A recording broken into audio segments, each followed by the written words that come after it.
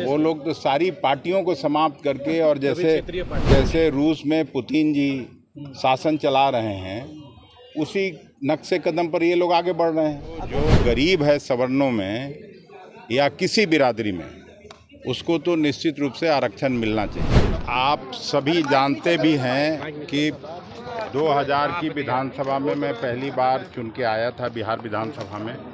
तब से लेके आज 23वां साल है जब बिहार के प्रथम मुख्यमंत्री और इस देश के जाने माने स्वतंत्रता सेनानी डॉक्टर श्री कृष्ण सिन्हा जी की जयंती समारोह प्रदेश स्तर पर हम आयोजित करते रहे।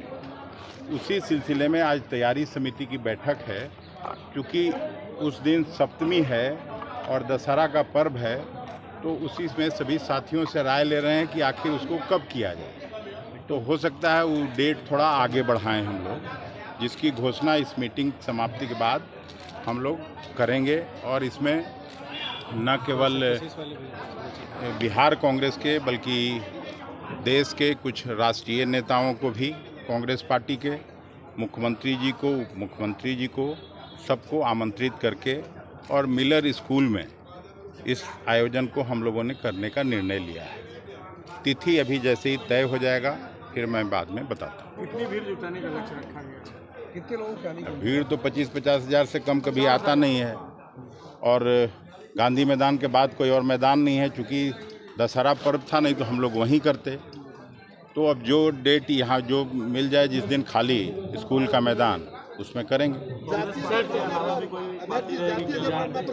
अब जातीय जनगणना पर तो हम लोगों का आ गया, जब राहुल जी का ही आ गया।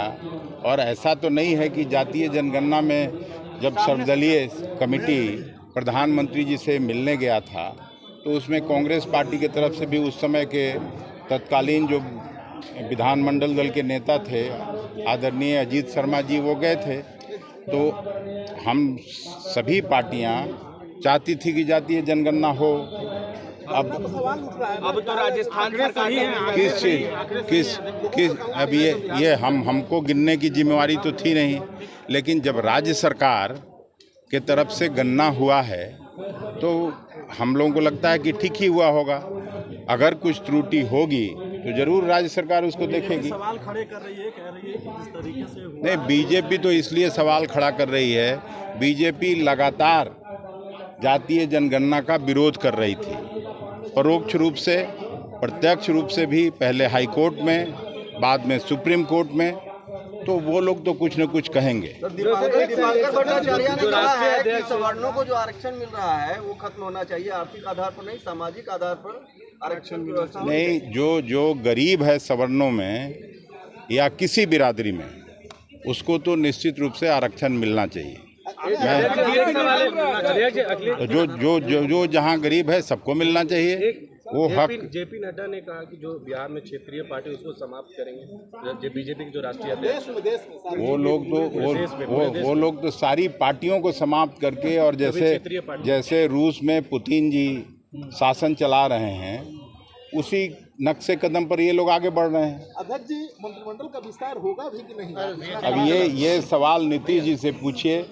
मैं तो लगातार मांग करता हूं कि जल्दी से जल्दी जो रिक्त है जगह उसको भरा जाना चाहिए बिहार के जनता के हित में। Thank you. नमस्कार, मैं हूँ आपकी शिल्पा शिंदे। कैसन बा? ठीक बा? जी हाँ, मैं 26 नवंबर को Purnia Bihar panorama star season 6 के प्रोग्राम में आ रही हूँ। सीट पकड़े हैं। ये पैनोरमा ग्रुप के निर्देशक श्री संजय मिश्रा जी का धन्यवाद करना चाहूँगी। तो ई होम्स पैनोरमा में शाम को 7 बजे मिलते हैं। तब तक अपना ख्याल रखना, मेरा इंतजार करना। ये लो, मुंह मीठा करो। आज मैंने अपना जॉब छोड़ दिया, अब हम पूर्णिया वापस जाएंगे। जॉब छोड़ दिया है? मतलब ये घर कैसे चलेगा? हम करेंगे क्या? और माँ बाबूजी क्या बोलेंगे? इसलिए मैं एक और मिठाई का डब्बा लाया। अपने बिजनेस के लिए लोन अप्रूव हो गया।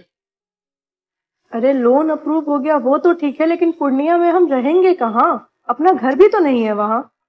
इसलिए तो एक और मिठाई का डब्बा अलग से लाया हूँ। हमने पूर्णिया में घर ले लिया है, पूर्णिया के ई होम्स पैनोरमा में। पूर्णिया में पैनोरमा ग्रुप लेकर आए हैं ई होम्स पैनोरमा। बड़ा घर, आलीशान जिंदगी और अत्याधुनिक सुविधाओं के संग अरे अरे, अब क्यों मुंह मीठा करवा रही हो? क्योंकि हम घर वापसी जो कर रहे हैं। घर वापसी की खुशी पूर्णिया में ई होम्स पैनोरामा के संग। ई homes panorama, luxurious lifestyle redefined.